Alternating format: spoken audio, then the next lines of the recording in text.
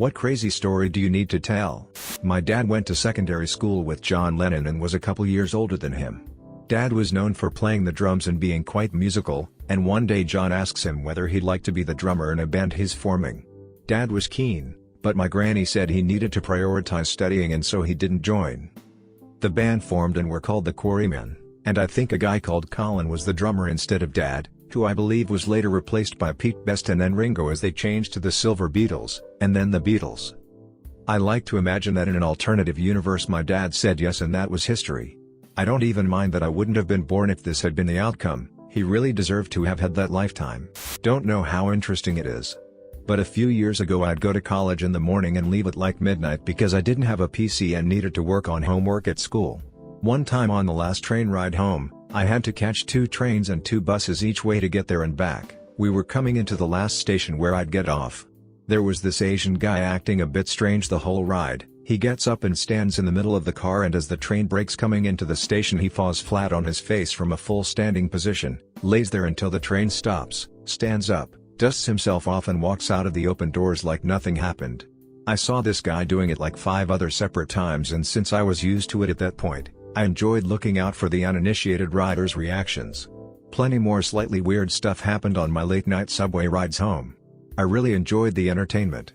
I'm a pretty avid cyclist, which means whenever I have the time, I will ride my bike away from the city I live in, into the mountainous suburbs to challenge myself up some of the local climbs.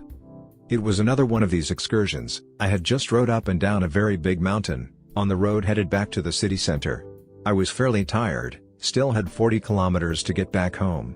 All of a sudden, I see traffic on the opposite lane stopped for some reason. What I immediately saw next I was not prepared for. I saw an ostrich on my lane, in front of me, running after the car ahead. WTF, it's not like the country I live in is habitat to any ostriches. Slowly, I follow the ostrich, which is running after the car ahead, faced with a decision: do I overtake the ostrich? Now I'm no expert on ostriches, but I do remember reading that ostriches run really quickly, and that they can be aggressive towards humans. I don't want to become the victim of an ostrich attack, but I do want to get home quickly, as it was starting to get dark.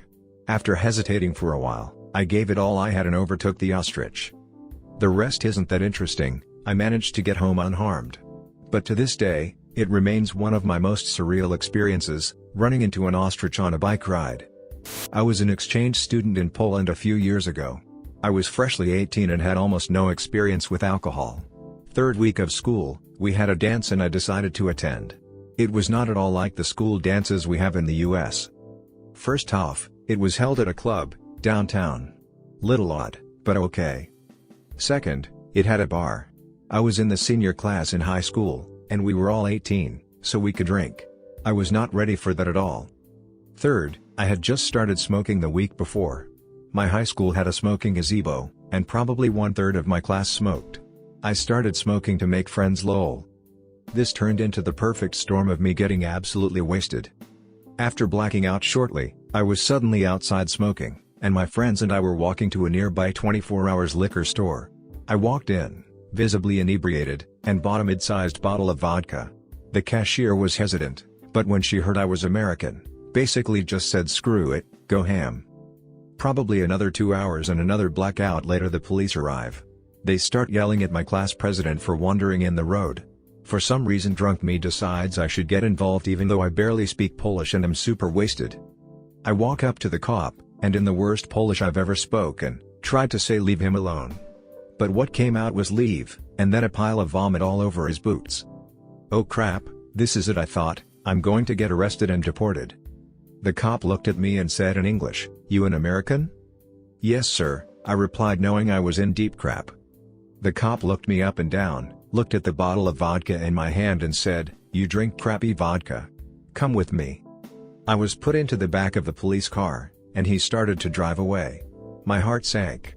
3 weeks into what was supposed to be the best year of my life, it was already over. But he stopped 2 blocks away, at the 24 hours liquor store, brought me inside, and bought me a 100 milliliters bottle of Zubrowka vodka. He said this is good, and cheap. Welcome to Poland. Now let me take you back to your friends. As we pulled back up to the club, he leaned back and said watch this. He turned on the lights and siren and 3 or 4 kids ran down the block. He was laughing uncontrollably. He unlocked the door, and as I climbed out he shouted, "Be safe, friend." 20 minutes later I blacked out again, and the next thing I remembered was waking up on the kitchen floor of the house I was living in, feeling like absolute crap. My host mother had made coffee and said, "Damn, you had a night, huh?" And that was the craziest night I ever had. I'm from Belgium and have traveled a lot with my parents when I was younger. When I was still together with my ex-girlfriend, we traveled a lot as well, but neither of us had been to the USA, so we told this to a befriended couple, and a few beers later we started planning a trip to go on together, because another mutual friend was studying in Philadelphia for a year and we might as well go visit him. First we went to New York and Philly for a few days, then took a plane to LA, rented a car and took a road trip to Cali, Nevada, and Utah. During this road trip we'd often laugh about some of the dumb crap we'd heard or seen people do in America. We had a bunch of jokes about people in smaller villages and all kind of crazy stuff they might do. We had just been to Sequoia National Park, and we were looking for a place to spend the night and eat, because it was getting late. Found some old farmhouse where we could stay in one of the fixed-up cabins and asked the old lady who rented it to us where we could go and eat something. Mind you, this little town was called Pinehurst and had an extremely low population. She pointed us to the Pinehurst Lodge, which was basically the only restaurant bar store for miles. Went there, ate an amazing meal and decided to grab some drinks afterwards and shoot some pool. As we were playing pool, this old giant approaches us, wearing a jeans shirt that said George W. Bush, picture of an eagle. He had a bushy mustache, looked very tough for his age, and we thought he was going to give us trouble about using the pool table and laughing too hard. He is to this day one of the kindest people I've ever met. He asked if we were having fun and if he could join us. He bought us moonshine, which we obviously thought was hilarious, and we bought him a few beers as well. Had a blast the entire evening. While we were playing and drinking, the phone behind the counter kept ringing, but none of us was paying attention to it. By 23:30, all of a sudden, a woman comes barging in with a gun in her hand, looks at us and stomps over. I felt myself getting nervous and getting ready to react if I had to. She stops behind our new friend, grabs an empty beer bottle and smashes it on his head. We were all perplexed with what happened. She proceeded to shout insults at the man and started hitting him. He calmly tells her to relax, turns towards us, shook our hands, told us that if we ever came back to be sure to let him know so we could hang out again, and then went outside with the woman. As we stood there, still trying to understand what just happened, the woman at the bar just shouts at us, "That's his wife, he's a bit of a social butterfly," and she had already called 10 times to ask when he'd come home. We thought it was pretty cool and all, so we told her, "Oh, okay. We're just going to leave as well then, it's getting quite late." "Oh no my dearies, it's best you stay a little while longer. The shouting you hear outside is still them arguing, and I can tell she's quite pissed at you guys because she blames you that he hadn't come home yet. And I have to say it wouldn't be the first time she shot at someone for keeping him too long at the bar, so best you stay a little bit until they leave." So we stay about 30 more minutes, all the while they keep shouting outside. Then we hear a car start, and see a white truck speed off. Within seconds we see a second truck speed after the first one. This was in the mountains, with very narrow and bendy roads. Both cars just leaving at an insane speed. We hear the bartender say, "She drives our children to school with the bus, you know." This would never happen at home. 100% would go back to Pinewood Lodge in a few years. My father used to live in Kazakhstan, around 2006. One day he was with his work friend at a bar when this tall, built Russian man comes in. He decides he wants to sit in a bar stool close to my dad, but instead of finding a normal, empty stool he goes to a chair occupied by a small woman and literally throws her off the chair, exclaiming that he wanted that chair. My dad sees this and immediately attempts to intervene by saying, "Hey man, what the F are you doing?" The Russian man then proceeds to tell my dad, "I'm going to kick the S out of you when you leave the bar," etc. My father brushes it off, but then he notices that the Russian man's friends have started to join them. About 4 large men inside and another 4 outside. At this point my dad is nervous and decides to call the head of security, HOS, for the company he works for. Keep in mind my dad was the managing director of Kazakhstan at the time.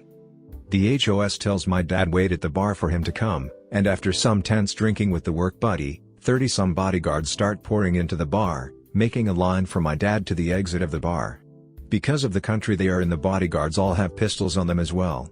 So the 30-something bodyguards have made a wall of people either side of my father.